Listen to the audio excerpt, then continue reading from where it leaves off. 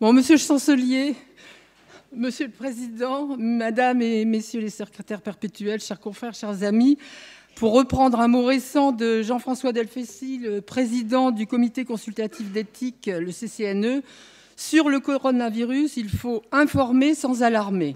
C'est ainsi que nous avons souhaité organiser cette séance pour vous informer et, j'ose l'espérer, ne pas vous alarmer outre mesure.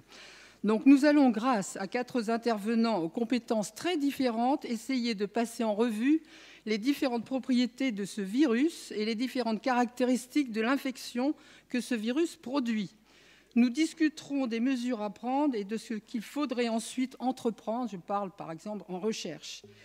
Donc nous avons 4 intervenants. Philippe Sansonetti, membre de la section biologie humaine et sciences médicales, qui abordera, comme il me l'a dit, l'épidémie vue sous l'angle du risque. Il décrira la pathologie due au coronavirus, la comparera aux infections épidémiques précédentes à coronavirus.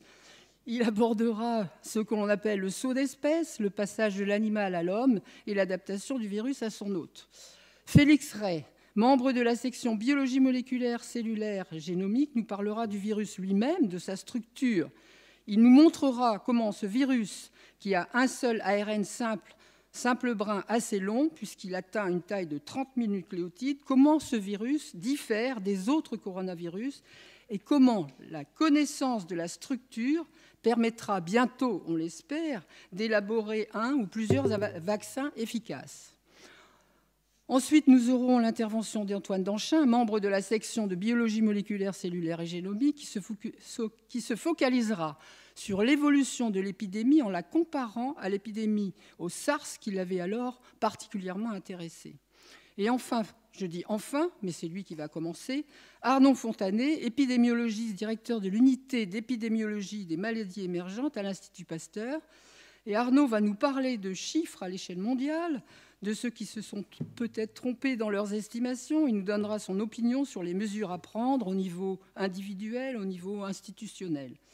Comme vous le voyez, notre programme est assez vaste et pour que nous puissions essayer de répondre à la majorité des questions, nous avons demandé aux intervenants de ne parler que moins de 10 minutes.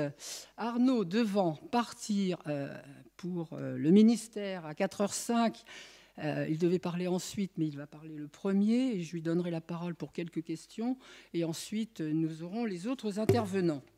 Donc il m'a paru quand même un tout petit peu nécessaire de vous dire que nous sommes en train de parler d'agents infectieux, et je voudrais vous dire quand même un tout petit mot sur le fait que nous ne sommes pas en train de parler de bactéries, mais de virus, mais que dans les 2 cas, nous sommes en train de parler de microbes, d'objets qui ne sont visibles qu'à l'aide d'un microscope. Donc, j'aimerais dire un mot sur le fait que les bactéries sont les plus petits organismes vivants, que ces organismes sont des êtres unicellulaires, qu'il y a une membrane autour de ces bactéries, une paroi, et que ce qui est important, c'est au milieu, cet objet rose qui est son patrimoine génétique, son chromosome unique. Les bactéries grandissent en se nourrissant. Elles se divisent en 2 bactéries filles et au même moment qu'elles se sont divisées, le chromosome s'était répliqué en 2 chromosomes identiques et il y a un chromosome dans chacune des 2 bactéries filles. Les bactéries sont sensibles aux antibiotiques parce que les antibiotiques inhibent par exemple la formation de la paroi ou inhibent la machinerie qui permet à l'ADN, au chromosome de se transmettre ou de se répliquer ou d'être transcrit. Donc, vous le savez tous, il y a différents mécanismes de résistance. Soit vous avez l'inhibition de l'entrée des antibiotiques dans les bactéries, soit les antibiotiques sont crachés par les bactéries, soit il y a une modification de l'antibiotique par les bactéries. Tout ça pour vous dire que les bactéries sont des organismes unicellulaires et que ça n'est pas des virus. Alors, les virus, comme ce coronavirus, c'est un objet qui est beaucoup plus petit qu'une bactérie. C'est un objet qui a en son centre un ADN, un acide nucléique qui est beaucoup plus petit que le chromosome de la bactérie. Les virus ne sont pas sensibles aux antibiotiques. Et je pense que c'est une notion que vous devriez avoir avant d'entendre nos 4 intervenants. Donc, je vais maintenant donner la parole à Arnaud Fontanet. Arnaud, un grand merci. On sait que tu es très occupé en ce moment. Et merci d'être venu avant d'aller conseiller notre président de la République, si j'ai bien compris. Bien, merci Pascal, merci beaucoup pour votre invitation. Très honoré d'être ici parmi vous pour partager ce qu'on sait sur ce virus apparu il y a moins de 3 mois en population humaine. Et il est quand même assez étonnant de se rendre compte qu'on sait déjà beaucoup de choses qui vont vous être détaillées beaucoup plus par Philippe Sansonetti, Félix Ray ou Antoine Danchin. Pour ma part, je vais vous donner quelques notions d'épidémiologie et je m'assure juste que le pointeur... En haut. Ouais, c'est bon. En marche. Donc, quelques notions d'épidémiologie. On va effectivement parler de nombres, comme Pascal l'a dit. Alors, cette carte qui est tirée du site de Johns Hopkins, vous la connaissez tous, accessible en ligne, mise à jour tous les jours et vous présentant un état des lieux de l'évolution de l'épidémie dans le monde, avec plus de 110 000 cas au 10 mars 2020, plus de 4 000 décès. Une épidémie qui, comme vous le savez, a démarré à Wuhan, en Chine, vers la mi-décembre, et Philippe vous racontera les circonstances du début de cette épidémie, avec des pneumopathies atypiques chez des sujets qui avaient fréquenté un marché d'animaux de la ville de Wuhan.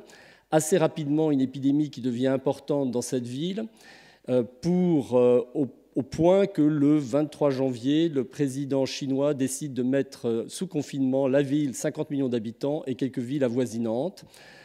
Vous l'avez su depuis, l'épidémie marque le pas. Les chiffres, bien sûr, on les prend avec un petit peu de recul parce qu'on sait qu'il est très difficile pour un pays dans une telle crise sanitaire de garder à jour des chiffres sur l'évolution de l'épidémie, qu'il y a eu des pénuries de tests, qu'il y a pu avoir une minimisation du gouvernement, notamment dans les débuts de la gravité de la situation. Mais les témoignages que nous avons du terrain, des médecins qui y travaillent, des personnes qui y vivent, nous font savoir que maintenant la vie reprend doucement à Wuhan et qu'effectivement les hôpitaux se désemplissent. Donc je reviendrai sur ce sujet un petit peu plus tard. L'épidémie ensuite est partie sur des pays voisins de l'Asie avec 3 foyers importants, notamment au Japon, en Corée du Sud. Singapour a été aussi touché. Et de tous ces pays, c'est effectivement la Corée du Sud qui connaît aujourd'hui l'épidémie la plus active.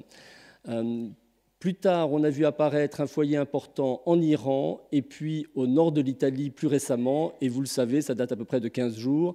Du nord de l'Italie, il y a eu un essaimage vers la France et j'y reviendrai, mais aussi vers plus de 20 pays aujourd'hui. Donc on voit que des foyers sont capables d'avoir un impact régional extrêmement important.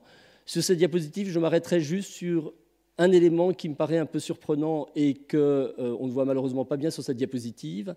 Mais vous constaterez que les foyers épidémiques les plus importants, vous les trouvez au Japon, en Corée du Sud, en Chine, en Iran, sur la même latitude, et que des pays qui ont connu une introduction importante du virus dès le début de l'épidémie, qui sont la Thaïlande, le Vietnam, le Cambodge et Singapour, n'ont pas eu d'épidémie derrière. Alors Singapour, on le comprend bien, parce que c'est un pays qui est extrêmement bien préparé, un niveau d'hygiène très élevé, des mesures extrêmement contraignantes.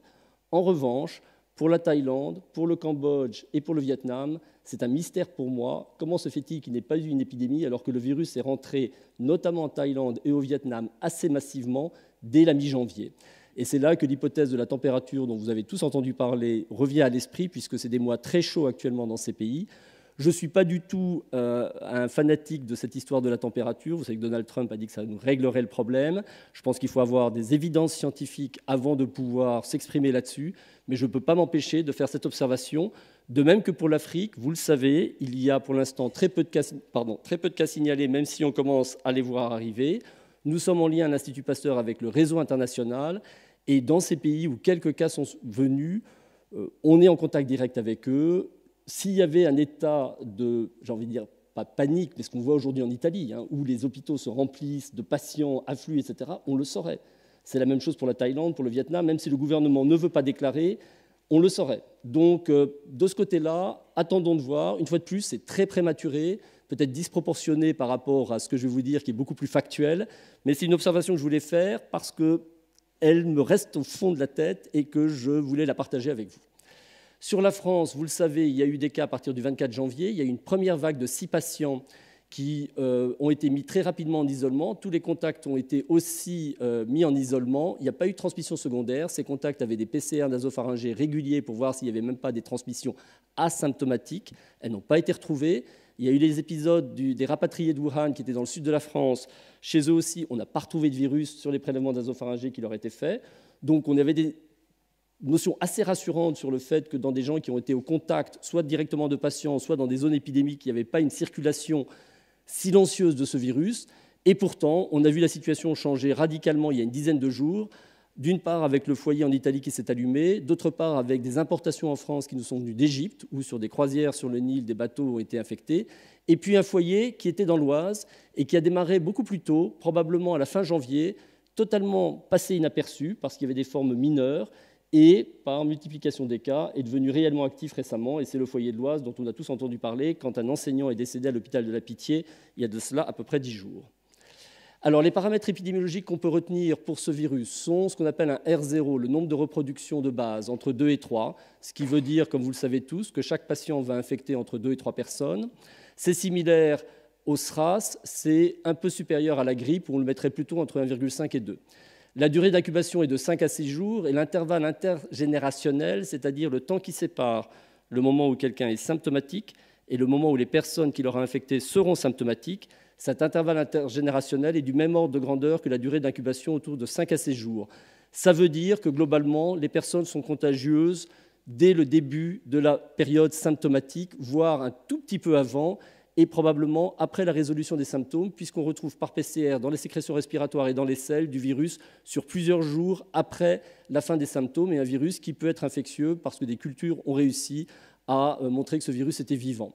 Le pic de virémie, notamment dans le nasopharynx, est à la fin de la période d'incubation et on retrouve des concentrations virales dans le nasopharynx qui peuvent être 1000 fois supérieures à celles qu'on retrouve pour d'autres virus respiratoires classiques.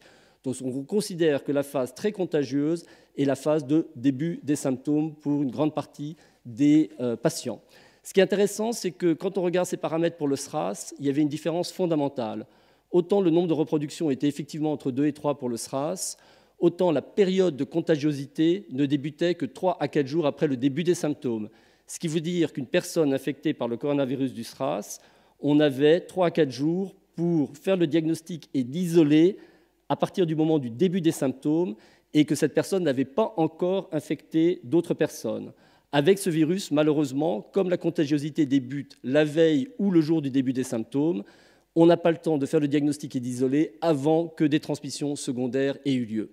La deuxième raison pour laquelle on a pu contrôler le SRAS, c'était que toutes les formes cliniques étaient très sévères. Du coup, il n'y avait pas de cas qui passaient inaperçus sous le radar. Alors, comme je vais vous le montrer maintenant, avec ce nouveau virus, vous avez des formes mineures, avec des personnes qui sont contagieuses, qui ne sont pas diagnostiquées, et donc des transmissions possibles dont on n'a pas connaissance. Deuxième paramètre extrêmement important, c'est celui du taux de létalité, c'est-à-dire la proportion de personnes qui vont décéder parmi toutes celles qui sont infectées. Les premières estimations qu'on a eues, c'est toujours celles qu'on a en début d'épidémie, celles qui nous proviennent de sujets qui sont hospitalisés avec des formes sévères. Le taux de létalité pour ces formes sévères, des pneumopathies qui avaient justifié une hospitalisation, était de 18% à Wuhan, dans un contexte de qualité de soins très dégradé parce qu'ils étaient débordés par l'épidémie. Donc la qualité des soins n'était pas du tout la même que celle qu'on pourrait avoir aujourd'hui en France, par exemple. En revanche, quand il y a eu des cas qui ont été détectés à l'international, on se rend compte que le taux de létalité avec des formes cliniques qui associent à la fois des formes sévères mais des formes moins symptomatiques descend à peu près à 2%. Ce qui nous manque aujourd'hui, c'est toute la partie immergée de l'iceberg, les cas asymptomatiques dont on ne sait pas quelle proportion ils représentent. Seules des enquêtes sérologiques avec dépistage d'anticorps en population, quand ces tests seront disponibles, nous permettront de savoir quelle est la proportion de formes asymptomatiques ou paucisymptomatiques qui n'ont pas amené à un diagnostic clinique. Et je m'attends à ce que le taux de létalité passe à peu près de 2% à 1% si on pense que ces formes bénignes ou asymptomatiques représentent la moitié des cas. Par comparaison, la grippe, c'est 0,1%, donc on est quand même à une différence de 1 à 10. Comme vous le savez, ce sont les personnes âgées qui sont les plus vulnérables, notamment des personnes de plus de 80 ans avec des comorbidités à type d'hypertension et de diabète, où là, la létalité peut être très élevée. La bonne nouvelle, c'est que les enfants sont infectés, on ne sait pas encore si c'est au même taux que les adultes, mais sont infectés tout en ne faisant que des formes bénignes. Il n'y a que très rarement des formes sévères chez les enfants de moins de 15 ans. Ça commence à l'adolescence, entre 15 et 19 ans. J'attire votre attention néanmoins sur les adultes jeunes, notamment les hommes qui, entre 30 et 50 ans, font une forme particulière d'aggravation secondaire à 8-10 jours après la pneumonie, alors qu'ils étaient en train de s'améliorer, qu'on pensait qu'ils allaient guérir. Entre le 8 et le 10e jour, il y a une aggravation soudaine, une pneumopathie inflammatoire qui est liée à une réaction immunologique paradoxale avec largage de cytokines, ce qu'on appelle un orage cytokinique, en anglais le cytokinic storm, et une dégradation brutale de l'état de santé, passage en réanimation pour ces sujets. Ça, c'est un des problèmes qu'on va avoir parce que émotionnellement, évidemment, en population, des jeunes hommes de 30 à 50 ans qui vont décéder vont faire la première page des journaux. Et c'est quelque chose qu'on ne voit pas avec la grippe saisonnière, mais qu'on peut voir avec des grippes pandémiques ou qu'on voyait avec le SRAS. Maintenant, et c'est ma dernière diapositive, où est-ce qu'on va ? Alors, si vous demandez à un modélisateur, l'équipe du Imperial College, donc Roy Anderson ou Neil Ferguson, Mark Lipsitch à Harvard, Gabriel Leung à Hong Kong, ils vous diront qu'à partir du R0, donc le nombre de reproductions de base, l'épidémie s'arrêtera quand 60% de la population sera infectée, ou alors 60% de personnes protégées par un vaccin si un vaccin était disponible. Mais globalement, quand une immunité, qu'elle soit naturelle ou liée à un vaccin, touchera 60% de la population, l'épidémie s'arrêtera faute de combattants, car il n'y aura plus assez de personnes susceptibles pour qu'une épidémie se développe. C'est ce qu'on appelle l'immunité de troupeau ou herd immunity en anglais. Ce chiffre, vous l'obtenez simplement en faisant R0 moins 1 sur R0, avec un R0 qui serait égal à 2,5. Où est-ce qu'on en est maintenant par rapport à... Pardon, c'est 1 moins... C'est pas, la formule est fausse, hein, c'est 1 moins 1 sur R0, excusez-moi. Corrigez, je suis désolé pour cette erreur là-haut. Ce qui veut dire que si vous avez une épidémie qui va sans être freinée, si on la laisse aller, qu'on ne fait aucune mesure de contrôle, le R0 s'applique, hein, puisque c'est celui qui s'applique en absence de mesure de contrôle, et vous aurez une épidémie qui peut aller assez vite. Dans ce papier de Roy Anderson dans le Lancet, en l'espace de 3 mois, vous aurez effectivement 60% de la population qui va être infectée et l'épidémie s'arrête faute de combattants. Si vous faites comme ce qu'ont fait les Chinois, vous appuyez très fort, vous arrivez à empêcher l'épidémie, mais dès que vous relâchez la pression parce que les mesures que vous avez prises ont un coût social, politique, économique trop fort, eh bien, tant qu'il y aura des personnes qui peuvent être infectées, elles seront infectées et vous retrouvez vos 60% avec l'air sous la courbe, mais plus étalé dans le temps. Bien sûr, si entre-temps vous avez trouvé un traitement ou un vaccin, vous pouvez les utiliser, vous avez gagné du temps et ça a un impact. Mais les mesures telles qu'elles ont été prises à Wuhan ne peuvent pas être maintenues sur la durée. D'ailleurs, ils ont déjà dû retirer un petit peu le couvercle, soulever le couvercle pour permettre un peu à la vapeur de s'échapper. Ce que nous, on cherche à faire en France, c'est ce qu'on appelle social distancing, qui consiste à prendre des mesures à la fois de protection individuelle, avec tout ce qu'on vous dit sur le lavage des mains, tousser dans votre coude, mouchoir à usage unique, et distanciation sociale. Ça commence par ne pas se serrer la main, puis ça continue avec des choses qui peuvent être des fermetures de bars, restaurants, lieux publics, interdiction d'événements, les écoles éventuellement, les grands rassemblements, tout ça. Si vous avez toutes ces mesures qui sont en place, avec un degré suffisamment calculé pour que leur coût économique, social ne soit pas trop fort, vous pouvez limiter le pic de l'épidémie et vous récupérez vos 60% sur une courbe qui est moins aiguë. Pourquoi c'est important et cette information est capitale? C'est important parce que quand vous avez une épidémie qui est très forte, avec une intensité de cas importante dans le temps et dans l'espace, vous saturez vos services de réanimation. Vous ne pouvez pas prendre en charge tous les patients. C'est ce qui est en train de se passer dans le nord de l'Italie, où, avec le pic épidémique qu'ils ont vécu, ils n'ont pas pu, sur la Lombardie, prendre en charge tous les patients sévères. Et comme vous le savez, depuis 3 jours, ils font le tri. C'est-à-dire que les patients qui ont un pronostic favorable pour la réanimation, on les envoie. Les personnes qui ont trop de comorbidités ou trop âgées sont renvoyées à domicile et ne sont pas traitées, d'où la mortalité à 5% qu'ils observent. Ça peut être évité, et c'est toute la stratégie de ce qui est fait aujourd'hui en France, en ralentissant l'épidémie avec ces mesures que je vous ai citées de barrières individuelles et de distanciation sociale, pour étaler dans le temps et dans l'espace les cas, ce qui permet à la fois à la population d'acquérir une immunité et donc éventuellement de bénéficier un jour de cette immunité de troupeau, éventuellement renforcée par un vaccin quand elle sera disponible, et surtout de ne pas se retrouver en surcharge locale et temporelle de cas aigus qui ne peuvent pas être pris en charge par les services de réanimation parce qu'ils ne sont plus disponibles. Donc c'est exactement ce qu'on est en train de faire, en espérant aussi sortir de l'épidémie de grippe qui se terminera dans 3 semaines, qui prend des lits et qui rend le diagnostic plus difficile.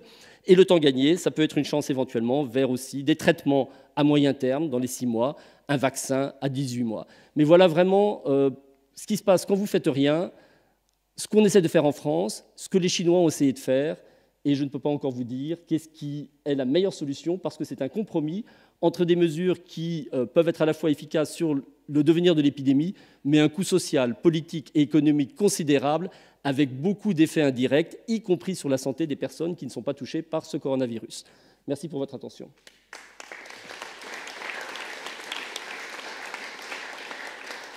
Et une fois de plus, désolé pour cette faute, c'est 1 moins 1 sur R0. Okay. Je m'en voudrais pendant très longtemps. Oh. Bon, ok, merci beaucoup. Et comme on l'avait dit au début de la séance, on va prendre 5 minutes de questions à Arnaud qui doit nous quitter et on prendra les autres orateurs après. Donc, ceux qui ont des questions brûlantes, Monsieur Yves Agide. De quoi il meurt? Alors, on a, pour les patients qui sont... donc c'est une pneumopathie virale. Ce que je vous ai dit, c'est qu'il y avait 3 tableaux, en fait.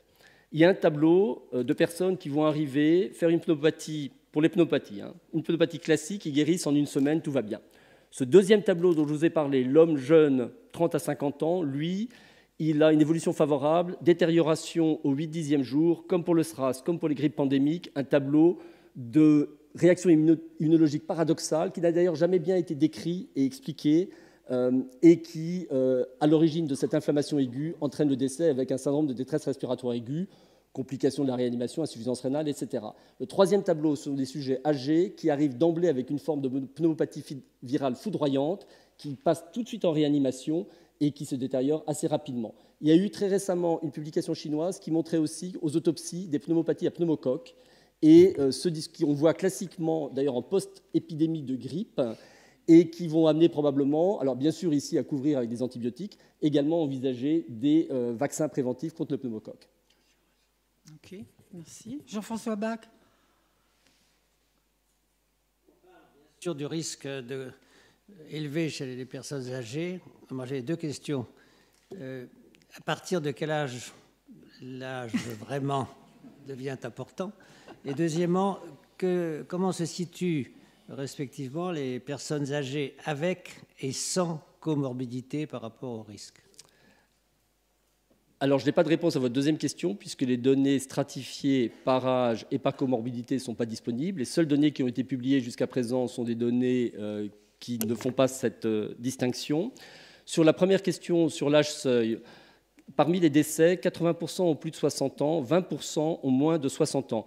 20% en dessous de moins de 60 ans, c'est beaucoup. C'est beaucoup plus que ce qu'on voit avec une grippe saisonnière. Ça rejoint le tableau que vous avez décrit de ces pneumopathies chez les jeunes. Pour les personnes les plus âgées, alors les taux de létalité dont on dispose sont malheureusement ceux qui nous viennent de Wuhan, où, comme je vous le disais, ils étaient dans une situation de surcharge hospitalière et de prise en charge qui n'était pas celle qu'on observerait dans des pays industrialisés, et donc des chiffres excessifs par rapport à ce que, je pense, on observera en France ou ailleurs. Sur les plus de 70 ans, 15% de décès, mais je pense que ce sera moins en France, une fois de plus, parce que la prise en charge sera de meilleure qualité. On est à peu près à 8% entre 70 et 60, 5% entre 60 et 50, et en dessous, ça descend très rapidement vers moins de 1%. Donc ça commence à 50%, et ça s'aggrave beaucoup après 70 ans, mais je vous rappelle que c'est dans des conditions de prise en charge de patients qui étaient celles de Wuhan, avec des hôpitaux totalement débordés. Patrick Couvreur. Oui, moi j'ai une question. Bonjour. J'ai une question en ce qui concerne les masques. Parce que quand on regarde ce qui se passe dans d'autres pays, on voit énormément de gens qui portent des masques, etc. Alors d'un point de vue épidémiologique, alors on nous dit ici que bon, le port du masque, c'est peut-être pas quelque chose d'important. Alors ce que je voudrais savoir, c'est est-ce qu'on dit que c'est pas important parce qu'on n'en a pas? Et 2, d'un point de vue épidémiologique, est-ce qu'on a des données qui montreraient que le port du masque, par exemple dans les transports en commun, n'est pas utile ou est moins utile que ce qu'on peut imaginer? D'accord. Alors sur la partie données épidémiologiques, port du masque chez des usagers courants, je n'ai pas de données. Sur les personnels hospitaliers, en revanche, pendant l'épidémie de SRAS, qui était un virus un peu différent, on montrait bien que le port du masque diminuait de 50% le risque d'être infecté. Après, il y avait d'autres voies de pénétration possible du virus, mais ça avait, chez le personnel soignant, un effet d'une diminution d'à peu près 50%. Effectivement, la priorité aujourd'hui, c'est de protéger les personnels soignants. Ces virus, d'abord le SRAS et le MERS, mais également celui-là, ont un tropisme hospitalier particulier, et quand cette épidémie se développe dans les hôpitaux, c'est une désorganisation complète du système parce que vous devez prendre en charge les soignants, les autres patients, réorganiser complètement votre hôpital. Et la priorité est effectivement que le masque FFP2 qui vous protège par rapport à un patient infectieux soit réservé au personnel soignant. Le masque chirurgical, comme vous savez, c'est pour une personne en population générale qui se sentirait malade pour protéger son entourage parce que ça protège contre la projection des gouttelettes. Maintenant, est-ce que ça aurait du sens de porter un masque FFP2 quand on est dans la... Tout dépend du niveau de l'épidémie et de ce que vous faites. Avec le niveau d'épidémie actuel en France, ce ne serait pas nécessaire. Si en revanche, j'avais vécu dans l'épicentre de Wuhan au moment où le virus circulait partout, si j'avais eu à sortir dehors, j'aurais pris un masque pour les moments où j'étais en contact étroit avec d'autres personnes parce qu'effectivement, naturellement, ça devait vous protéger. Mais seulement pour les moments où j'étais en contact étroit avec d'autres personnes. Contact étroit, c'est moins de 2 mètres. On dit aussi que c'est les contacts étroits et prolongés qui sont les plus à risque. Donc, je leur ai réservé pour ce type de situation. Après, la manipulation du masque n'est pas forcément facile. On peut faire beaucoup d'erreurs contaminantes. Et donc, il faut aussi savoir s'en méfier. Merci. Bon, je prends une dernière petite question. Oui, qu'est-ce que vous pensez de la mesure de fermer les frontières ? Alors, la mesure de fermer les frontières, clairement, toutes les modélisations du monde va retarder de quelques jours, au maximum semaines, l'introduction du virus qui, de toute façon, rentrera parce que les fermetures de frontières ne sont jamais hermétiques. Donc, vous gagnez un peu de temps avec un coût économique, social considérable. Donc, elle n'est pas recommandée par l'OMS et par tous mes collègues modélisateurs que je connais. Bon, Arnaud, je crois qu'on va être obligé de passer aux interventions suivantes. Un grand merci.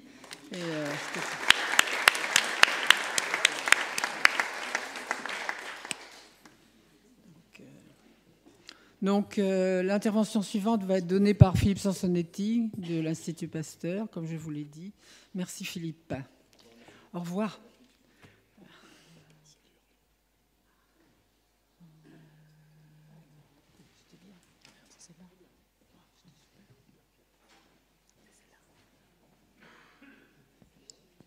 Non, c'est pas ça. Il y a mon nom dessus. Voilà, c'est ça.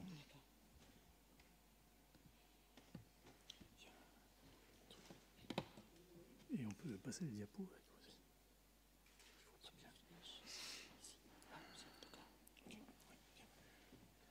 Bon, merci beaucoup pour l'invitation. J'avais dit que je ne ferais pas de diapos, et puis j'ai préféré en faire au dernier moment pour avoir un support visuel. Elles ne sont pas de la plus grande qualité, je vous demande de m'en excuser. Je vais essayer de faire quelque chose qui finalement est très complémentaire de ce que vient de dire Arnaud Fontanet. En fait, c'est de parler du virus, de parler des circonstances de l'émergence, et puis d'essayer de décanter un petit peu, si on peut dire, certaines priorités de la recherche. Et je pense que l'Académie des sciences est sans doute intéressée dans cet aspect-là des choses. Tout d'abord, un peu de nomenclature. Covid-19, parce qu'il y a beaucoup de confusion, en particulier dans les médias. Covid-19, c'est la maladie, Coronavirus Disease 19, et le nom véritablement labellisé par l'OMS, c'est SARS coronavirus 2, et vous verrez pourquoi c'est appelé comme ça. Donc les coronavirus, c'est une grande famille de virus à ARN simple brun positif, c'est-à-dire qu'en fait, ils codent directement leurs protéines à partir de ce brin positif, et c'est un grand génome, comme on l'a dit, c'est un des plus grands génomes viraux de l'ordre de 30 kilobases. Alors c'est un grand groupe, c'est pas nouveau les coronavirus, il y a les grandes familles, les alphas, les bêtas qui touchent les mammifères, dont l'homme. Les alphas, c'est plutôt des pathologies respiratoires et intestinales, en particulier chez l'enfant, le plus souvent tout à fait bénignes, mais on vit au fond dans un monde de ces coronavirus, avec l'adaptation très ancienne, on n'est pas du tout là dans des problématiques de saut d'espèces.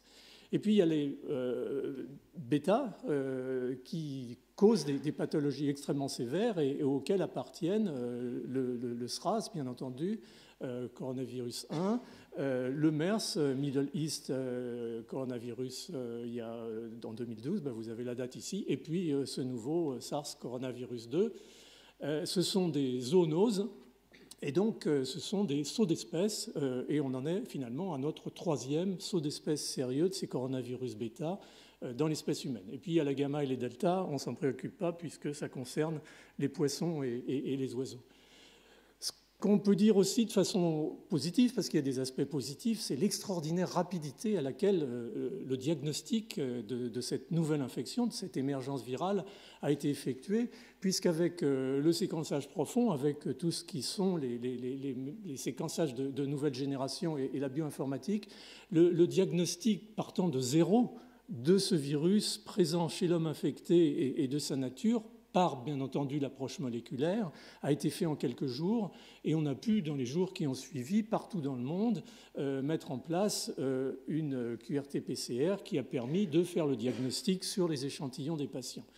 Si vous regardez ça à l'aune de diagnostic et de l'identification du virus VIH en 1983, où il a fallu cultiver ce virus des mois et des mois, on s'aperçoit quand même de l'accélération scientifique dans ce domaine et de l'apport des nouvelles technologies du séquençage dans la prise en charge et le contrôle, si possible, des maladies infectieuses. Alors, ce que vous voyez sur cette diapositive dans la partie haute, c'est qu'en fait, ces virus, le coronavirus, le SARS coronavirus 1, le MERS coronavirus, le SARS coronavirus 2 dont on parle maintenant, et puis les virus de chauve-souris, les coronavirus bêta de chauve-souris, se retrouvent dans un groupe assez homogène avec beaucoup d'homologie, puisque, par exemple, avec les coronas de chauve-souris, on a quelque chose comme 93% d'homologie avec le SARS coronavirus 2. Donc on est dans des groupes et des lignages de virus extrêmement proches les uns des autres, et on commence tout de suite à percevoir cette notion de possibilité de passage d'une espèce à une autre. Alors, ce virus, je pense que Félix vous en reparlera, bien entendu. Il y a deux parties, vous le voyez d'ailleurs sur la diapositive précédente. Il y a un grand transcrit unique qui code pour 16 protéines. Il va y avoir ensuite l'activité d'une protéase. Tout ça, ce sont les protéines non structurales qui sont impliquées dans la replication du virus. Et puis, il y a 4 transcrits indépendants. Pour la protéine S, la protéine spike, c'est celle qui sort de la surface du virus, qui lui donne un peu cet aspect de couronne, en fait, avec l'autre protéine qui est la protéine de membrane qui lui donne cet aspect, au fond, cette courbure particulière, donc une couronne puisqu'il est rond avec ces spicules qui en sortent. Et puis il y a la ribonucléoprotéine et la protéine E qui est la protéine d'enveloppe qui est importante pour l'assemblage et la libération du virus. Alors la protéine S, la protéine Spike, elle est essentielle parce que c'est celle qui va se fixer, en fait, s'associer au récepteur du virus. Et ça, c'est le cas pour les 3 virus dont on vient de parler parmi ces bêta-coronavirus. Covid-19, c'est un cas d'école d'émergence infectieuse due à un saut d'espèce. C'est une zoonose, et je vous rappelle que 63% dans l'étude qui avait été publiée en 2008, des nouvelles maladies infectieuses émergentes sont des zoonoses et sont pour l'essentiel dues à des sauts d'espèces. Donc, le succès du saut d'espèce dépend en fait de l'adaptation du virus transmis à l'espèce humaine, bien entendu. Si l'adaptation est mauvaise et que le taux de mutation adaptative est faible, on va, au fond, avoir des événements qu'on appelle de spillover, mais pas de multiplication, ou en tout cas pas de développement de la maladie chez l'homme de façon spectaculaire, et bien entendu pas de transmission. Néanmoins, dans ces conditions-là, on a quand même possiblement 2 cas de figure, soit celle que je viens de montrer ou de mentionner, c'est-à-dire au fond un événement abortif qui n'apporte rien de particulier sur le plan symptomatique et surtout pas de transmissibilité. Mais on a des exceptions à cette règle, en particulier la grippe H5N1, la grippe aviaire, qui va lors de la contamination directe de l'homme par l'oiseau infecté, donner lieu souvent à une pathologie dramatique, puisqu'on a eu très peu de cas de grippe H5N1, pas plus d'1 millier, mais 60% de mortalité. Donc une expression d'un saut d'espèce abortif, mais au prix d'une réponse de l'organisme extrêmement violente, d'un décès de l'individu et, bien entendu, par définition, à ce moment-là, peu de chances de transmission vu la voie de transmission de ces micro-organismes. Par contre, si on a une relativement bonne adaptation humaine, le développement va se faire de ces virus qui viennent de l'animal, dont l'espèce à partir de laquelle ils ont sauté à l'homme, d'autant plus que au-delà de cette adaptation dans le réservoir, il y a aussi éventuellement des mutations adaptatives précoces qui sont favorisées par le fait que, en particulier chez le coronavirus, l'ARN polymérase n'est pas fidèle et donc fait beaucoup d'erreurs et donne, au fond, une capacité au virus d'évoluer très très rapidement et de s'adapter à un certain nombre de situations.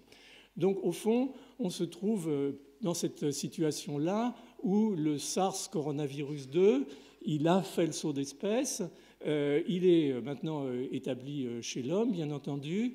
Il a une pathogénicité qui va varier dans ces situations de saut d'espèce avec replication et transmissibilité possible, de forme très grave. C'est ce qu'on a vu, on l'a entendu avec le SARS et avec le MERS coronavirus. Le SARS, 10% de mortalité, le MERS coronavirus, 37% de mortalité. Donc la gravité peut rester malgré l'adaptation de ce virus à l'autre. Et puis, pour des raisons qu'on ne comprend pas très bien, bien entendu, d'autres virus vont, comme le SARS coronavirus 2, être moins pathogènes.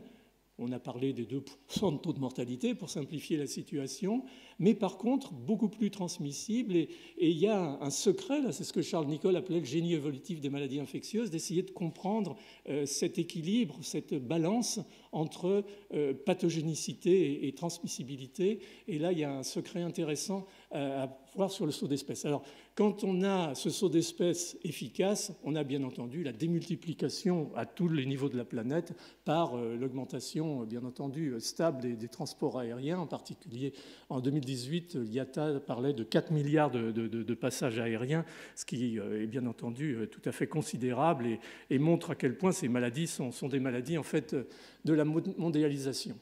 Alors, c'est aussi typique donc de maladies virales émergentes parce qu'il y a un réservoir naturel qui est, à n'en pas douter, la chauve-souris.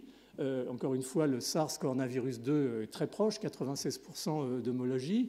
Mais on a aussi, le plus souvent, un réservoir intermédiaire, un animal qui est plus proche de l'homme et auprès duquel l'homme, d'une manière ou d'une autre, va se contaminer.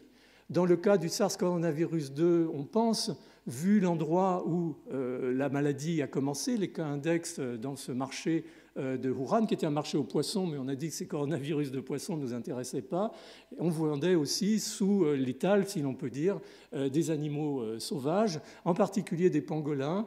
Et il semble de plus en plus que le virus du pangolin, et mes collègues de l'Institut Pasteur de Shanghai travaillent pas mal là-dessus à l'heure actuelle, soit vraiment très très proche. Et ce serait une indication que cette fois-ci, ce serait peut-être cet animal intermédiaire qui a transmis la maladie. Je vous rappelle que pour le SARS, c'était la civette palmée, et que pour le MERS, ce sont les camélidés, ce sont les chameaux dans la péninsule arabique qui étaient au fond, réservoirs de proximité, sachant que dans tous les cas de figure, c'est très probablement la chauve-souris qui est le réservoir initial. Alors ça, c'est pas propre à ces pathologies de coronavirus. Dans Ebola, on sait que c'est les grands singes. Dans Nipah, c'était les élevages de porcs. Mais dans tous les cas, c'était la chauve-souris. Donc, comme vous le voyez, le rôle de l'homme dans ces émergences est essentiel. Il y a toute une sociologie, une écologie, une climatologie de l'émergence. On en a parlé rapidement aussi avec Arnaud, qui devient extrêmement importante à prendre en considération.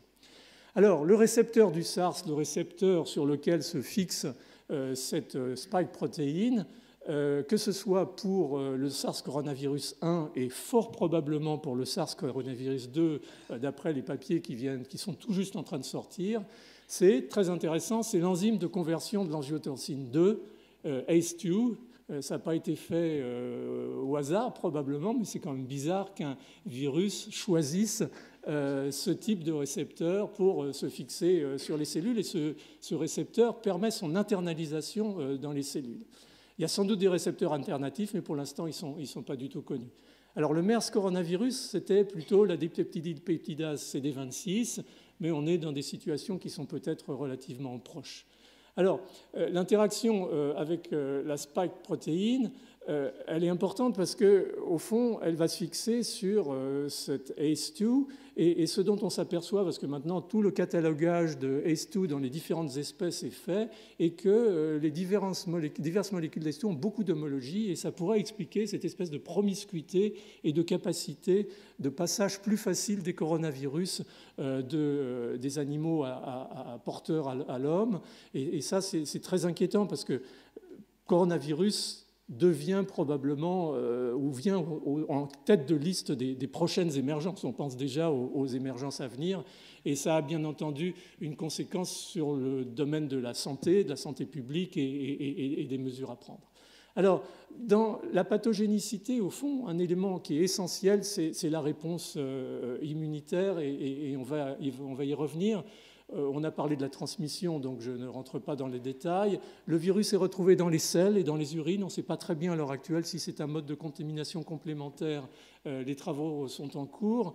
Les formes graves, on l'a dit, surtout les sujets âgés avec des maladies chroniques sous-jacentes. Il y a un aspect systémique. On commence à voir toutes les études cliniques maintenant qui sortent, qui montrent qu'il y a chez les formes graves un syndrome inflammatoire important. Je vous ai détaillé les éléments biologiques de diagnostic avec cette notion qu'a mentionnée Arnaud de rage cytokinique. Et puis, bien entendu, localement, il y a ce problème dramatique qui, en fait, peut-être on utilise le terme de façon un petit peu trop large, mais le syndrome de détresse respiratoire aiguë qui, une fois en place, a une mortalité de l'ordre de 50% malgré tous les efforts. Et en fait, ce syndrome de défaillance respiratoire aiguë, c'est une vraie destruction massive de ce qu'on appelle la barrière alvéolo-capillaire, c'est-à-dire cette barrière entre les vaisseaux capillaires du poumon et l'alvéole pulmonaire. Si elle est détruite, bien entendu, l'absorption d'oxygène ne se fait plus et on est dans une situation d'insuffisance respiratoire aiguë avec cet aspect sur la radio que vous voyez en haut d'images opalescentes qui correspondent en fait à un œdème pulmonaire global et la destruction massive des alvéoles par la réaction inflammatoire que vous voyez au-dessous. Alors, cette réponse innée semble être un élément moteur de ce syndrome de défaillance respiratoire aiguë. Et au fond, il faut quand même commencer à essayer de comprendre ce qui se passe. Il y a d'abord et avant tout probablement un rôle du virus qui, via son récepteur, va se fixer sur un certain nombre de cellules, les pneumocytes de type 2, l'endothélium vasculaire, cible au fond cette barrière alvéolo-capillaire. Donc on a un effet probablement direct du virus. Il y a aussi un autre effet qu'il va falloir discuter et réfléchir dans l'accentuation du problème pathologique, c'est le rôle que peut jouer éventuellement l'enzyme de conversion de l'angiotensine 2 dans cette physiopathologie. Et je pense qu'il y a là, et peut-être on en rediscutera, des éléments vraiment importants à prendre en considération. Ce qui est important, c'est que le virus a la capacité de faire diminuer la production d'interféron gamma type 1, qui est la molécule primordiale dans la lutte contre l'infection virale. Ceci associé à cette destruction des cellules directement par le virus et par la réaction inflammatoire liée à la présence du virus va installer cette pathologie dont je vous ai parlé et qui en fait est la pathologie qui tue. Je ne vous parlerai pas de la réponse adaptative, ça nous mènerait sans doute trop loin. Je voudrais juste terminer sur la problématique et les priorités. En fait, si on regarde les priorités, en matière de thérapeutique, on a des formes bénignes, on oublie, on a des formes graves, on n'oublie pas, parce que c'est ça, bien entendu, qui va tuer les patients. Alors, on va vers des traitements spécifiques. Jusqu'à présent, on a été purement symptomatique avec les patients. Il y a la sérothérapie. Ça n'a pas très bien marché avec le SRAS. Il y a des nouveaux systèmes maintenant pour faire des anticorps monoclonaux qui sont neutralisants. On ne les a pas encore testés véritablement en clinique, donc on ne peut pas savoir si ça va marcher. Et puis il y a les médicaments, il y a les molécules. Il nous faut des antiviraux. Pour l'instant, toutes les approches qui consistent à faire du repurposing, comme on dit en anglais, du repositionnement des molécules, ne sont pas très encourageantes. L'association interféron-ribavirine n'a pas donné de très très bons résultats. Il y a toute la batterie des molécules anti-VIH, les inhibiteurs de protéases en particulier, les inhibiteurs de polymérase, qui sont en train d'être utilisés, mais on n'a pas encore de résultats. Il y a la chloroquine, bien entendu, qui est en train peut-être de montrer le bout de son nez, si on peut dire. Et puis, je voudrais insister sur le fait qu'on a parlé de ACE2, on a parlé de système rénine-angiotensine, de déséquilibre de ce système par le capping de ce récepteur par les virus. Et peut-être qu'il y a là aussi quelque chose à faire, car on sait que ce déséquilibre de la balance, même hors de l'infection coronavirus, est très important dans, au fond, le déséquilibre de l'homéostasie de la barrière alvéolo-capillaire. Donc tout ça, c'est quelque chose qu'il faut véritablement pousser en matière de recherche fondamentale et en matière de recherche translationnelle et pharmaceutique. Il faut un vaccin. Il nous faut un vaccin.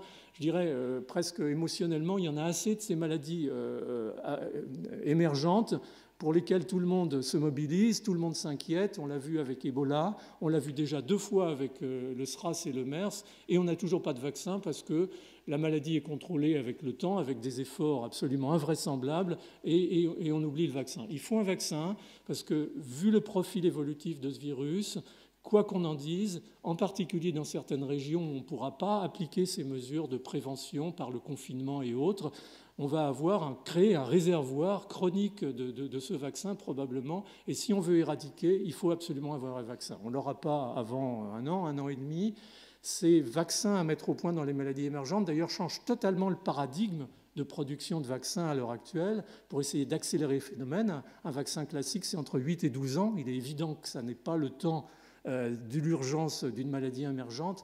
Donc beaucoup de paradigmes sont en train de sortir, en particulier dans la modalité des essais cliniques, qui permettent éventuellement d'accélérer.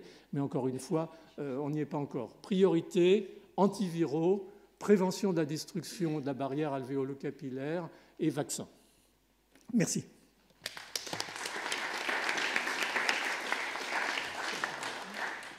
Bon, merci beaucoup Philippe. On va prendre quelques questions avant de passer à Félix quand même.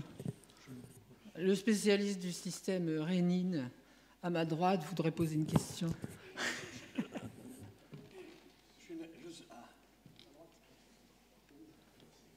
Non, voilà. Je suis désolé d'avoir travaillé uniquement sur S1 et non pas sur S2. Quelle erreur!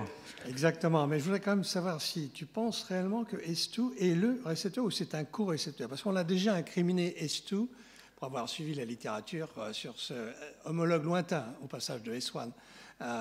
Donc, est-ce que c'est vraiment le récepteur ou est-ce que c'est un des co-récepteurs d'entrée de virus? Bon, il y a peut-être des récepteurs annexes. On sait très bien que de toute façon, dans l'entrée des virus dans les cellules, c'est une succession de récepteurs à différents niveaux.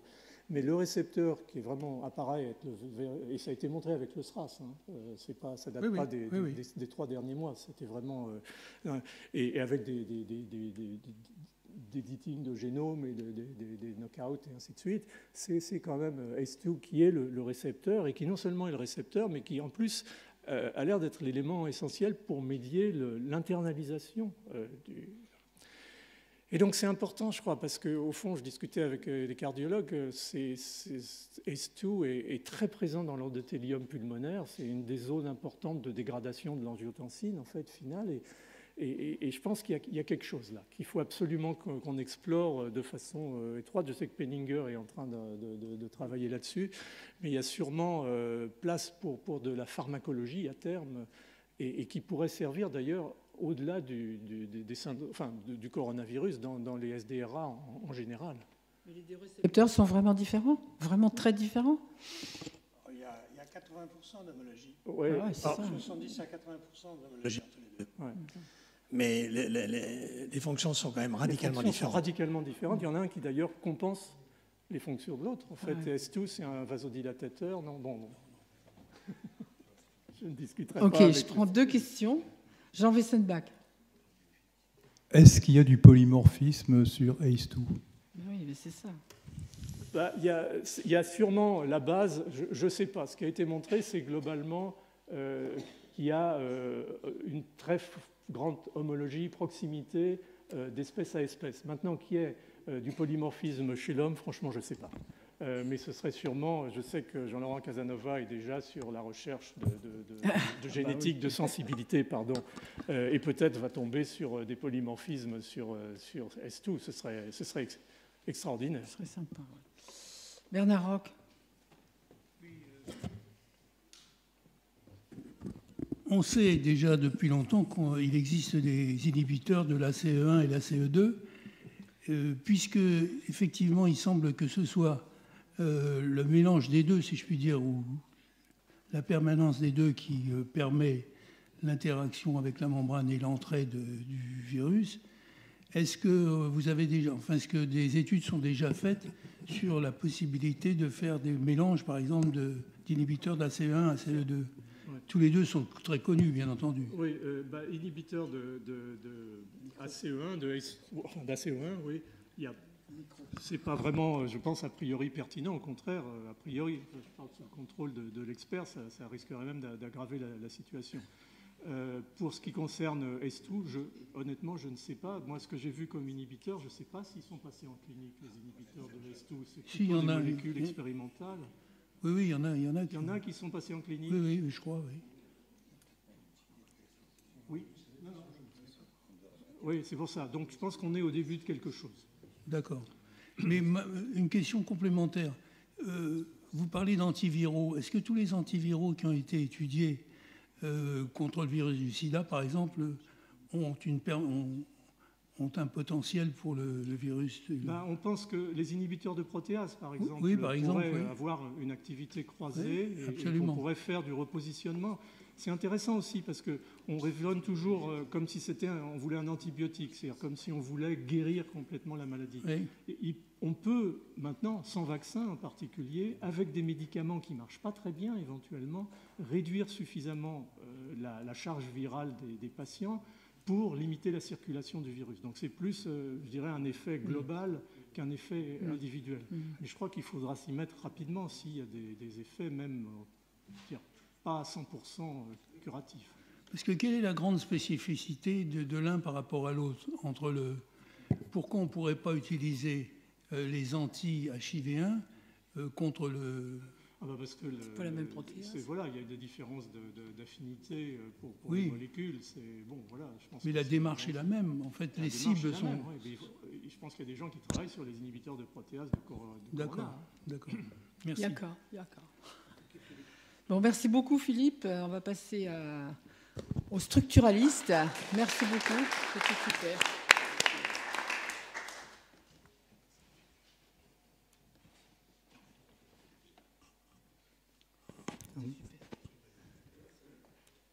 Donc voilà, j'ai un pointeur. Donc, merci beaucoup de l'invitation. C'est un vrai privilège d'être là et vous parler du coronavirus 2. Il y a un problème, non? On a changé d'ordinateur. Moi, je croyais que c'était exprès. Non. Il y avait écrit, il y avait mon nom. Là, ça, c'est Félix Ray, apparemment. Ah bah oui, c'est vrai. Je ne sais pas. Unité. Je vais passer mon... de virologie structurale. Unité de virologie. C'est trop drôle. Ça, c'est le CNRS et l'Institut Pasteur, Paris. On va voir ce qui se passe après. Je ne sais pas ce qui va se passer après, oui. D'accord, donc ça va mieux. Merci Philippe pour l'introduction. Donc on ne s'est pas concerté pour les topos, mais il n'y a pas tant d'overlap que ça. Simplement, Philippe vous a déjà dit que c'est un virus enveloppé. Là où j'ai une précision, c'est un virus à ARN. Et c'est parmi les virus à ARN qui a un génome extrêmement grand. Il y a des virus comme les herpès qui ont 100 kilobases, des virus à ADN, ou les poxvirus, il y a le cytomégalovirus qui a 200, et même le mimivirus, celui qui a bouché le pôle de Marseille, il a un génome qui est plus gros que de certaines des bactéries, je crois. Donc, il faut savoir qu'on connaissait pendant longtemps les coronavirus, c'était des virus saisonniers qui causaient du rhume ou des choses pas très graves, donc on ne s'intéressait pas beaucoup. C'était des virus pathogènes des animaux, et par exemple à l'INRA, il y avait une équipe vraiment extrêmement performante, Huberlode à l'époque, qui travaillait sur le virus de la gastroentérite porcine, qui était un vrai problème. Mais dernièrement, chez les humains, il y a eu ces apparitions-là dont vous avez entendu. Depuis 2003, l'apparition du SARS. En 2012, le MERS, coronavirus, et maintenant nous avons le SARS ici. C'est la phylogénie, vous montre ici la famille. Philippe vous a déjà à peu près introduit ceci. Et ici, si vous regardez la phylogénie et les virus, le SARS coronavirus de 2003 est ici, parmi des virus de chauve-souris, dans toute cette série-là. Et le nouveau est apparu là, très proche d'autres virus de chauve-souris. Ce n'est pas la peine d'essayer de lire. Là, c'est simplement pour vous montrer la distribution. Et le MERS coronavirus, il est plus distant, mais c'est un virus qui provient d'une autre espèce de chauve-souris.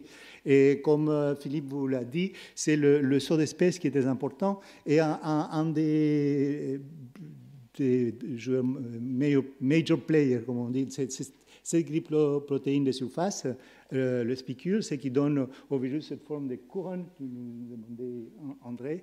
Et qui, elle, c'est responsable donc de l'interaction avec un récepteur, mais aussi cette protéine-là qui va permettre au virus d'entrer parce qu'elle est responsable de la fusion de la membrane du virus que vous avez ici avec la membrane cellulaire. Vous savez que tous les virus enveloppés doivent, pour pouvoir décharger le génome viral qui est à l'intérieur de la membrane, ils dépendent de la fusion de cette membrane pour pouvoir libérer les génomes. Et cela est fait par cette protéine-là qui est maintenue à la surface du virus d'une façon métastable, qui s'appelle la forme préfusion. Et lors des interactions avec récepteurs, par exemple S2 ou pour HIV CD4 et le corps récepteur, elles induisent un changement de conformation, ce qui va faire qu'un petit morceau de la protéine qui est hydrophobe va être projeté contre la membrane cellulaire. Et il va s'y insérer et le changement conformationnel va finir pour former ce qu'on appelle une épingle à cheveux qui va ramener la partie ancrée dans la membrane virale, la partie C-terminale, juste apposée à cette partie insérée-là, et ce qui va aller conduire ce port de diffusion.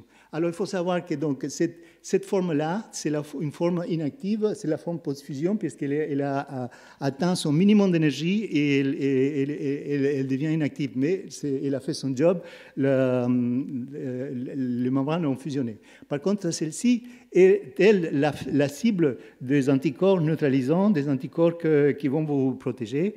Et le problème, c'est d'arriver à la protéger parce que lorsqu'on fait des formulations présentant cette protéine pour que dans un vaccin, on ait des anticorps qui nous protègent, souvent, elles changent de conformation de façon directe et vous n'avez plus l'immunité. C'était un problème assez grave, par exemple, pour la bronchiolite ou pour beaucoup d'autres virus.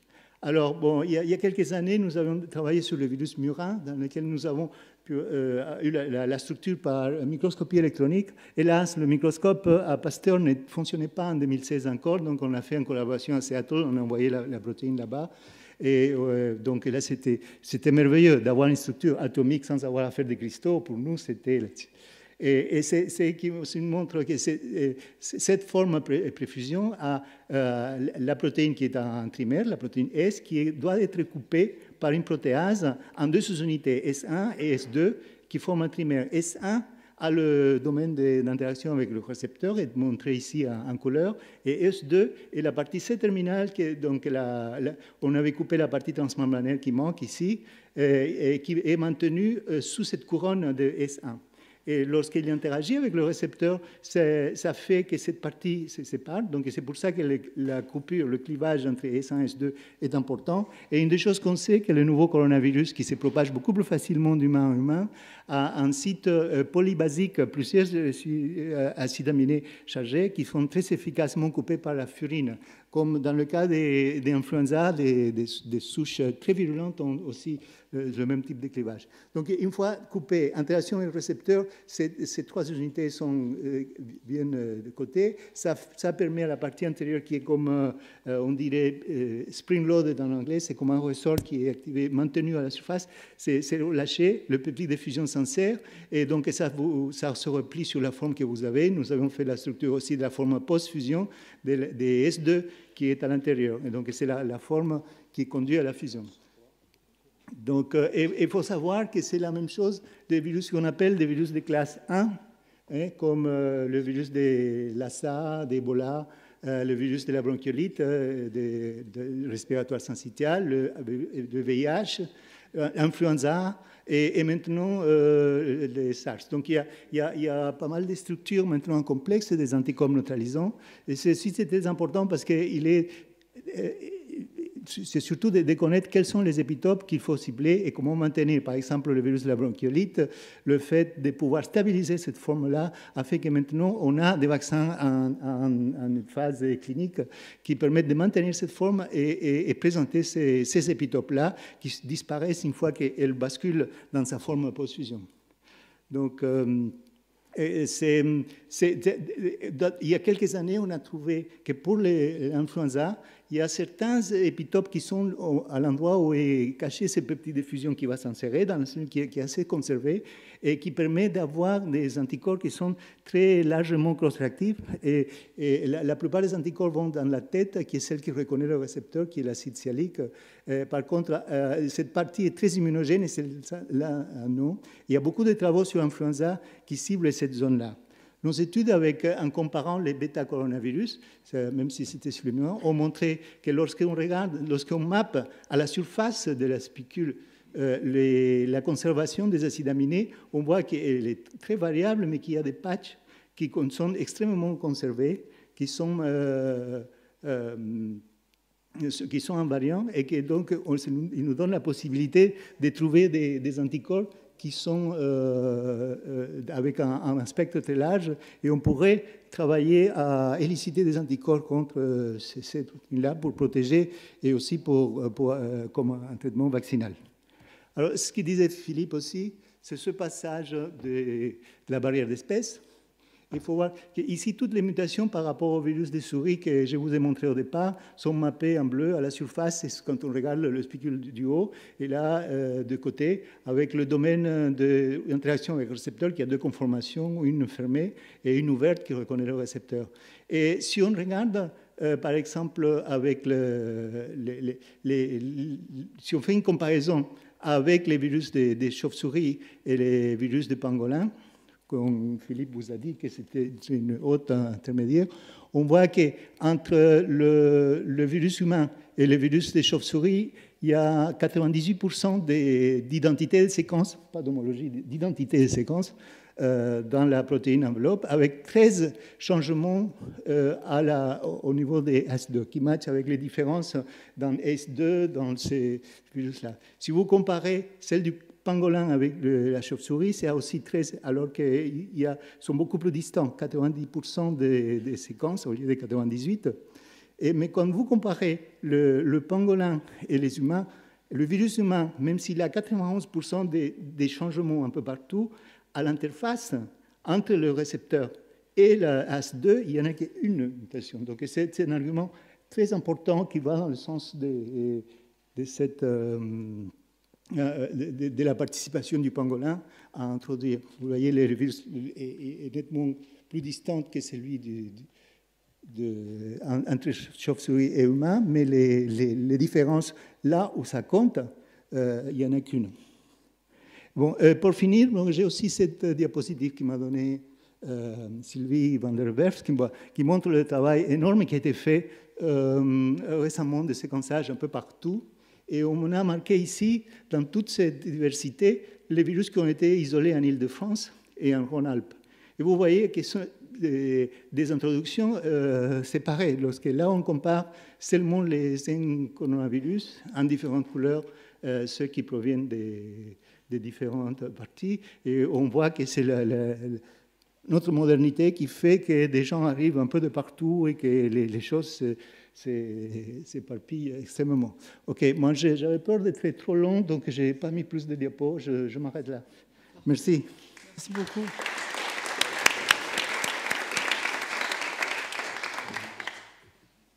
Est-ce qu'il y a des questions? Daniel Louva. Tu as présenté un modèle... Micro, Daniel. Il faudrait que tu te mettes là sur le... Ça m'a donné chaud. Oui, Félix. Très bien. Tu as présenté un modèle de fusion du virus par donc un changement de conformation de sa protéine. Tu as présenté le modèle avec la membrane plasmique. Enfin, tu as dit que c'était la membrane cellulaire.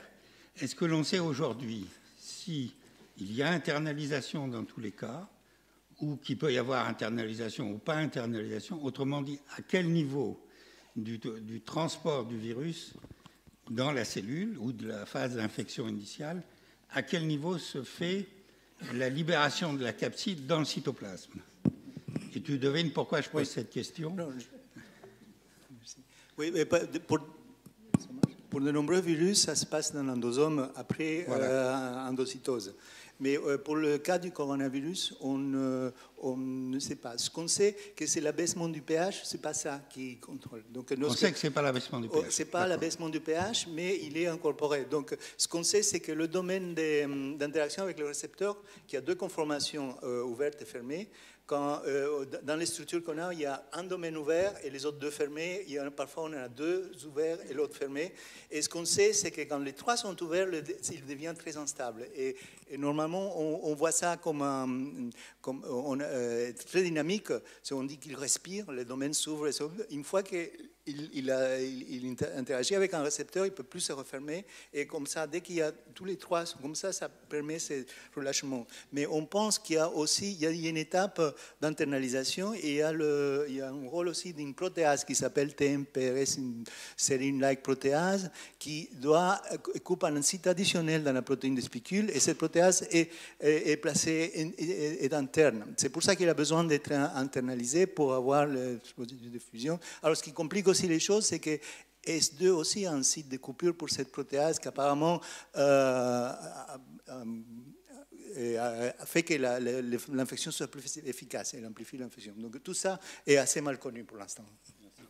Je crois qu'on est dans des détails de spécialistes, peut-être pas accessibles à tout le monde. Donc peut-être qu'on peut poser une question sur toutes ces souches que tu as montrées dans l'Île-de-France, là, etc. Ouais.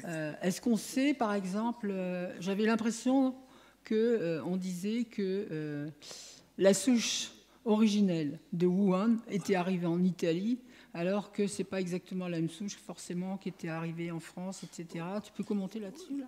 Oui, c'était juste pour montrer qu'il y a des introductions multiples. Alors, tu me dis, ici, aller trouver quelle souche était laquelle j'ai trouvé. C'est Antoine ici. Non, simplement, c'était pour illustrer qu'on n'a pas une clusterisation par région et que les virus sont différents. Donc, je ne sais pas si vous avez distingué. En bleu, c'est ce qui vient d'Asie, mais pas de Chine. Oui. Tout ce qui est black, c'est Wuhan. Donc, vous voyez du noir un peu partout. Et c'est d'accord. Ok, bah je propose. Guylain, une question, puis après on va passer à Antoine Dorchin. Je ne suis pas du tout spécialiste de la question, mais vous avez mentionné beaucoup l'origine de la chauve-souris pour la zoonose qui conduit au virus. Oui. J'ai une chauve-souris dans mon grenier. Est-ce que je dois m'en méfier comme de la peste ?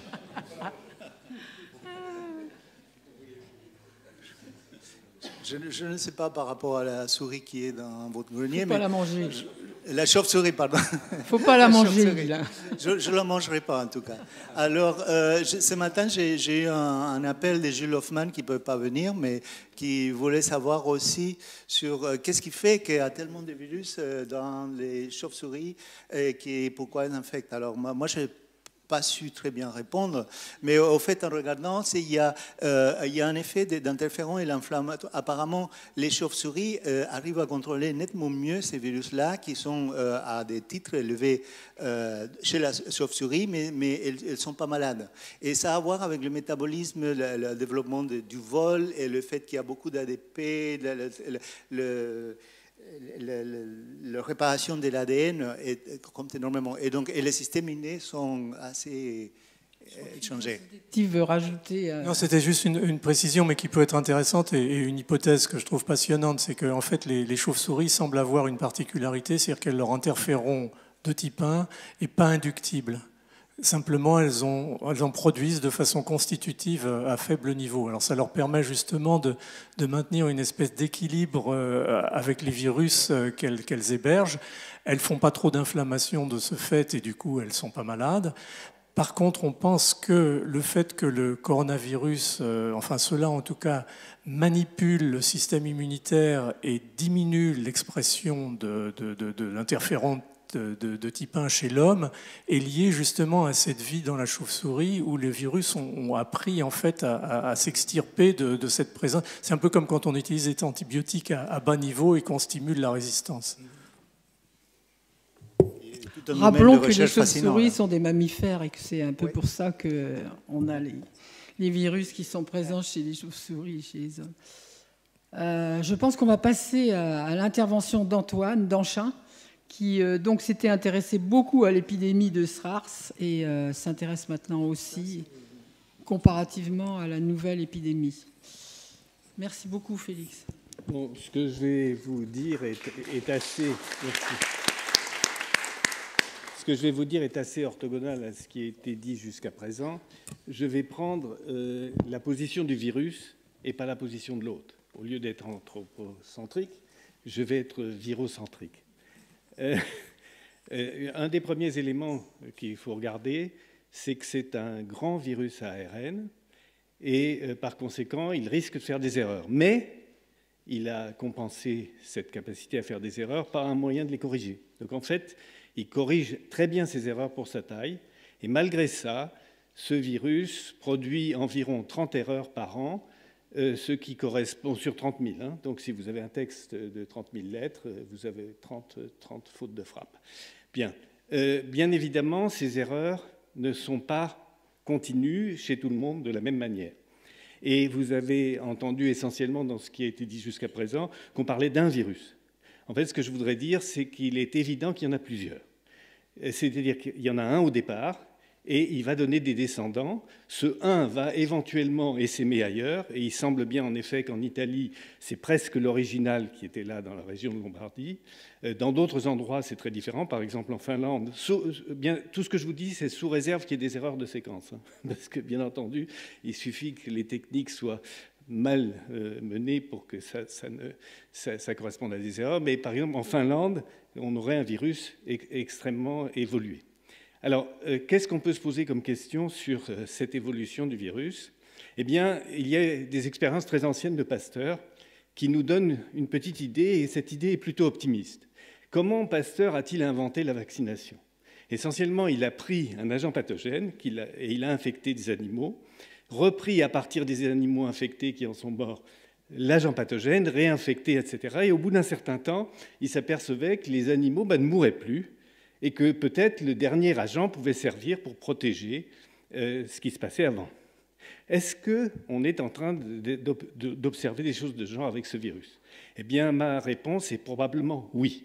Alors, je vais vous donner l'exemple de ce que nous avons observé avec mon collègue Patrick et Gabriel Turinici en 2003 sur l'épidémie du SRAS. À l'époque, il y avait une bizarrerie. L'épidémie commençait à Hong Kong et elle se répandait évidemment en Chine avec les échanges entre les Hongkongais et les autres Chinois. Et évidemment, les Hongkongais vont partout, et en particulier à Shanghai. Bizarrerie, à Shanghai, pas d'épidémie. Ça, c'était quelque chose d'extrêmement mystérieux.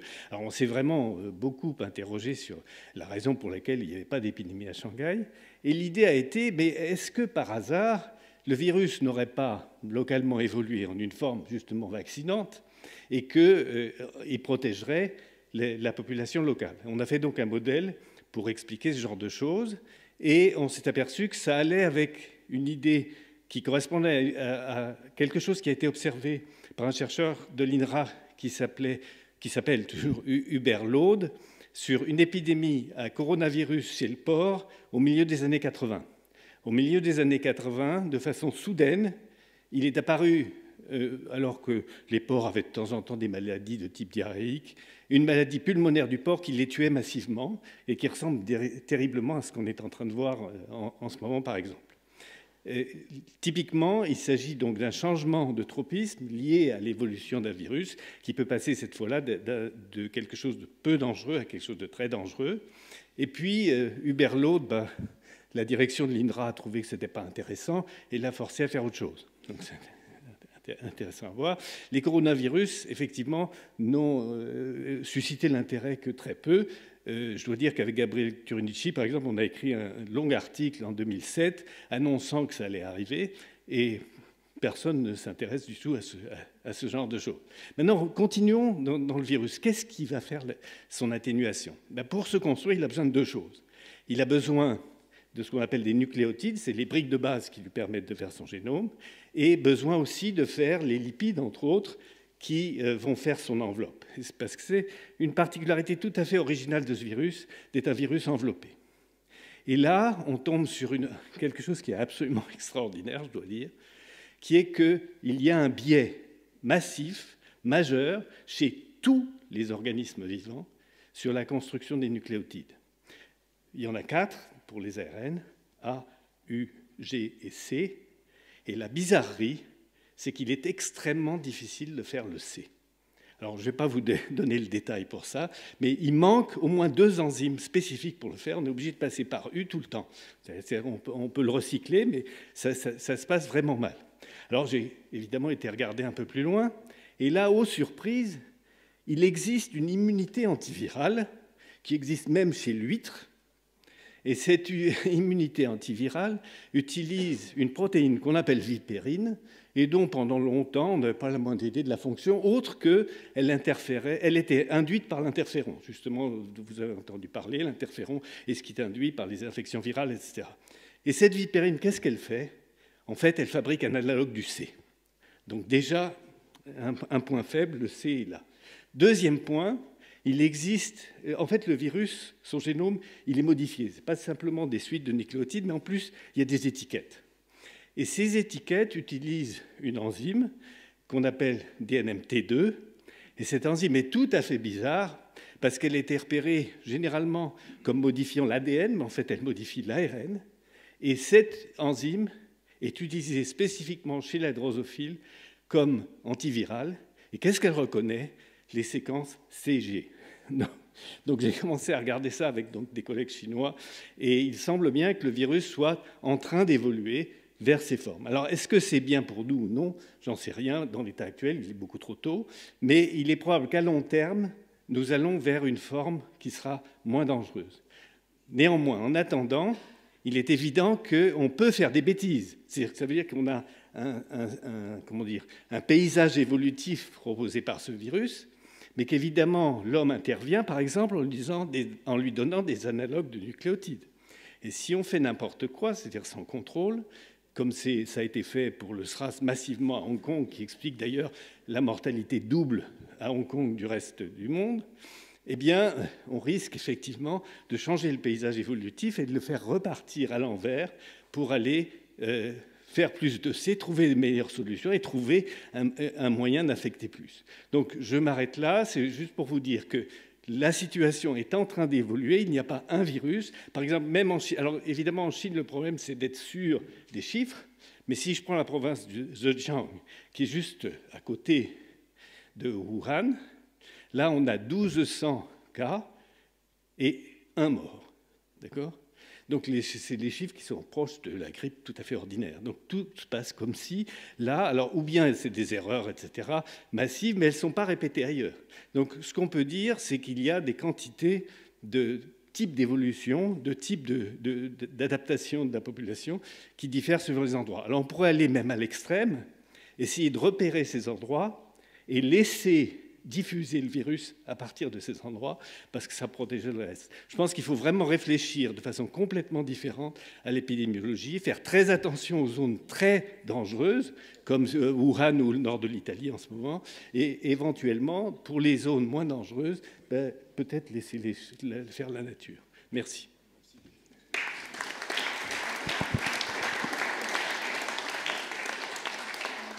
Bon, Antoine, merci. Je pense que tout le monde n'a pas forcément compris tes histoires de vipérine, mais c'est pas très grave. Moi, j'aurais bien aimé que tu nous fasses aussi un commentaire que tu m'as fait l'autre jour. C'est sur le problème des publications des résultats de cette épidémie. Parce que j'avais l'impression que... Est-ce que ces résultats sont mis à la disposition du grand public? Est-ce que les éditeurs font la chasse aux bons résultats, etc. etc. Bon. Je pense que ça, c'est un problème qui vaut le coup d'être discuté dans une épidémie. Oui, ça c'est vrai. Bon, alors de façon très claire, un certain nombre de personnes s'asseyent sur leurs résultats pour pouvoir garder au chaud quelque chose qui fera une publication dans un journal à haut facteur d'impact. Alors, il y a des ambiguïtés extrêmement fortes de ce côté. Il y a des pressions même à l'intérieur de la Chine, mais il faut savoir qu'en Chine, le salaire du chercheur est indexé sur l'IF, ce qui n'est pas très loin de la France, où les agences recrutent en regardant de préférence Nature, Cell et je ne sais quoi. Hein. Au lieu de lire les articles, on lit le nom du journal. Donc ça, c'est un élément qui est effectivement très ennuyeux en ce moment. Bon, il existe des sous-ensembles de gens qui veulent bien travailler ensemble. J'espère qu'en tout cas en France, on peut y arriver. Mais en Chine, il y a un certain ostracisme. Par exemple, le gouvernement chinois a créé le Chinese National Gene Bank à Shenzhen, en un endroit qui s'appelle le BGI. Et en 2014, on leur a tout retiré pour des raisons que je ne comprends pas, qui sont liées à la politique interne, ça c'est clair. Et donc en Chine, en ce moment, les Chinois ne savent pas à qui ils déposent leurs séquences. Donc il y a ceux qui déposent de façon internationale, peu nombreux, ceux qui déposent à certaines banques chinoises, ceux qui déposent à d'autres. Et donc effectivement, l'accès total à la filiation des génomes est effectivement difficile. Ça demande un énorme travail de préparation, malheureusement, qui n'est pas intéressant et qui ne nous aide pas pour la recherche proprement dite. Ça malheureusement, je suis désolé que ce soit comme ça, mais c'est assez net. Il y a une espèce, même chose, il y a une espèce de les gens aiment garder leur précaré. Dès qu'il y a le moindre regard de l'extérieur, toutes les barrières se font. C'est assez spécifique de la biologie. On dit toujours que les chercheurs sont toujours des gens armés et que quand il s'agit de physiciens et qu'il y a une attaque, ils se mettent en cercle, ils ont leurs armes tournées vers l'extérieur et ils tirent. Les biologistes font la même chose, mais ils tournent leurs armes vers l'intérieur. Voilà. Moi, je voudrais poser une question reliée. Est-ce que dans ces périodes d'urgence, les grandes revues scientifiques ont un moyen d'accélérer le processus de validation? Ah, de validation. Bon, parce que je constate... Oui, c'est une très bonne question. Malheureusement, tout passe par un editorial board qui décide si oui ou non ça ne mérite d'être validé. Comme dans toutes les sciences. Oui, mais est-ce que dans ce moment précis... Ça ne marche pas mieux qu'avant. Il n'y a pas moyen de mettre un peu de pression sur les rapporteurs? Si. Le moyen simple, c'est de publier dans medRxiv ou bioRxiv, direct. Et ça, c'est une deuxième question analogue. Moi, j'ai regardé récemment, j'ai vu un certain nombre de journaux. J'ai vu un certain nombre de journaux, y compris prestigieux, qui annoncent des vérités scientifiques avec éventuellement des références, et on se retrouve sur des pré-publications. Oui, absolument. Donc moi, je suis un scientifique habitué à la validation, je suis un peu inquiet, et j'aimerais savoir si les pré-publications n'ont pas actuellement un rôle exagéré. Ah, ça, c'est impossible à dire. C'est effectivement pré-publication, et il faut essayer de les lire soi-même avec l'esprit critique. Je ne vois pas comment on prend date en mettant les résultats sur ce genre d'archives. Non, mais on peut dire des bêtises, mais disons qu'en les lisant, on peut se rendre compte que c'est intéressant ou non. Puisqu'on parlait tout au début de température. Il y a un papier qui me paraît assez intéressant, fait par un laboratoire chinois sur plusieurs centaines ou milliers de cas, qui montre que l'optimum de transmission, de température de transmission du virus, c'est 9 degrés. C'est exactement ce que nous avons à Paris en ce moment. Et donc bon, c'est quelque chose qui, si c'est vrai, intéressant à savoir. Entre autres, ça dit une chose que peut-être pas mal de gens connaissent, qui est que dans les lieux publics, on a tendance, dans les pays chauds, à faire de l'air conditionné à basse température. C'est une énorme erreur. Il faudrait que la température soit au moins 23 degrés. Oui, non, mais cet article, d'ailleurs, je l'ai lu. Oui. Et ce qui m'étonne beaucoup, c'est de constater que c'est une prépublication. Oui. Et moi, je suis habitué aux vérités. Hein. Oui. Je suis plus ennuyé par le fait que, précisément, je lis ce truc, je veux le croire. Hein, je veux le croire. Non, mais si tu veux, la difficulté, c'est que le circuit d'envoyer ça à des lecteurs pose un énorme ralenti de façon immense. Donc, alors que la prépublication, tu as des commentaires possibles. Si quelqu'un trouve une erreur majeure, de même pour les vraies publications, entre guillemets, des sites comme PubPeer sont très intéressants parce qu'ils trouvent des tas de choses que les lecteurs n'ont pas vues. Bon, il y avait Didier Roux et puis Félix qui voulait... Oui, juste pour citer un cas précédent où ça s'est exactement passé comme Étienne le suggère. Non, en 86, lorsqu'il y a eu la découverte des supraconducteurs haute température, je vous rappelle que Müller avait publié ses résultats dans un journal, pas de deuxième zone, mais qui n'est pas très très connu. Et Physical Review Letters, qui était furax que cette découverte lui a échappé, avait mis en place. Alors c'était l'époque où il y avait des tas d'équipes qui trouvaient 1, 2, 3, 4 degrés de plus chaque fois qu'ils faisaient une expérience. Il y a eu une période de grande excitation où chaque fois qu'on faisait une expérience, on remontait de quelques degrés la barrière des températures critiques des supraconducteurs. Et donc là, Physical Review Letters avait monté une organisation spécifique pour publier extrêmement vite, avec des circuits très courts, des publications de chercheurs intéressés dans le domaine. C'était en 86, 87, c'était avant Archives, etc. Et ils avaient mis spécifiquement ça. Moi, j'étais au congrès de physique à l'époque qui avait lieu à New York, et il y avait une grande excitation autour de ça. Alors, c'est peut-être tout aussi condamnable, mais là, on était plutôt dans le fait que les gens étaient pressés de publier très très vite parce qu'ils savaient que s'ils ne publiaient pas, il y aurait une équipe voisine qui allait publier avant eux, après eux. Donc là, il n'y avait pas de rétention d'informations, c'était tout le contraire. Non, là ce qui est important, c'est l'usage médical. Donc il faut effectivement qu'il y ait une validation quelque part. Mais la structuration de la publication scientifique en biologie n'est pas bonne pour ça, malheureusement. Donc je ne sais pas ce qu'il faut faire. Il faudrait que les académies fassent le rôle de référé. Oui. Bon, je pense qu'on va prendre une dernière question et terminer, parce qu'on avait dit qu'on voulait finir pour 5 heures. Moi, ce n'est pas une question. Justement, c'est la question d'Étienne Ries par rapport aux journaux, s'ils ont le moyen d'accélérer la publication. Je peux vous dire que oui. Par exemple, dans Science, lorsque la structure tridimensionnelle avait été faite par cryo-EM, la microscopie électronique de Spike, de ce virus-là, l'éditrice m'avait envoyé l'abstract en me disant « Seriez-vous prêt, dès que le papier sera soumis, à le reviver, l'évaluer en 48 heures ?» Et j'ai vu, bon, ça a été fait comme ça, un autre dit, et le papier est apparu dans BioArchive, mais une semaine après, Science l'avait accepté. Et donc il y a, et aussi par rapport à ces archives-là, c'est vrai que n'importe qui peut envoyer quelque chose, ça peut être des choses fausses, mais la communauté réagit assez rapidement, surtout dans un domaine comme ça. Très vite, tout le monde le sait, il y a des tweets partout que c'est faux. Bon, je crois qu'il me reste à remercier les intervenants. Merci beaucoup. C'était vraiment très intéressant. Merci Philippe, merci Félix, merci Antoine, et puis merci Arnaud.